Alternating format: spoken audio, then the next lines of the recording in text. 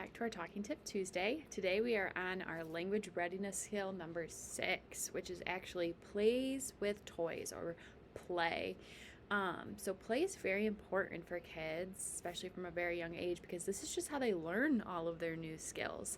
This is how they develop, how they play, think, plan, their attention, problem solving, memory. All of these big cognitive skills that we need for the foundation of learning that we'll use for the rest of our lives. It's all through play. So play and how we play and the way kids play is very, very important. One of the best strategies for learning how to play, if your child's having difficulty with play, is just play and stay. So pick a few toys, like 2 or 3, that are age appropriate and skill appropriate for them, and play with them and keep playing with them for at least a week.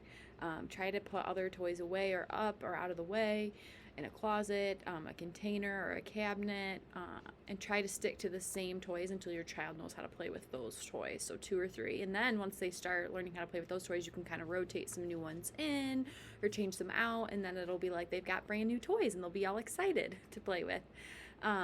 Your child might look like they have some difficulty with play if they're not playing with the toys the way that they were meant to be played with. So if instead of stacking blocks and trying to build with blocks, they just turn into throwing and those things, or, a ring stacker, if they're not putting the rings on the stacker, taking them off, those kinds of things with them. If it's just throwing and, I dump them off and then I abandon it and walk away, that shows us that they don't really know how to actually play with the toy the way that it was meant to be played with.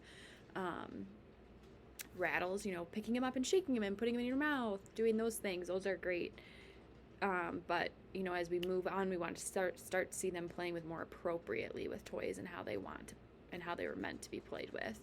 And that offers your child a lot of new learning opportunities too, and how to plan and problem solve using your cars to go down a racetrack, getting it back up, putting it up, having it go back down again, using cars for that purpose, driving them on the floor and making those noises, Play-Doh, and being able to cut shapes out and do those things, just playing with it the way it was meant to be played with. Those are all really great options. So, and you need to sit down, play with them, show them how to play with them, try to get them to play with them in the appropriate way, and kind of model for them, this is how we play with this new toy, and offer a lot of praise and a lot of reward when they play with that toy the correct way that it's supposed to be played with.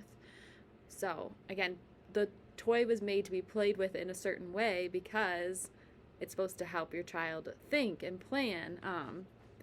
Toy makers actually think a lot about the way that the toy is made and how to develop those cognitive skills and those thinking skills and those problem solving skills. So, putting the pieces back in the puzzle to where they're supposed to go, instead of just dumping it out and walking away or throwing the pieces around, we want to actually put them back in the puzzle, complete the puzzle, get excited about completing the puzzle. So those are all, play is very, very important. So thank you for joining today, and next week we're going to start talking about understanding words.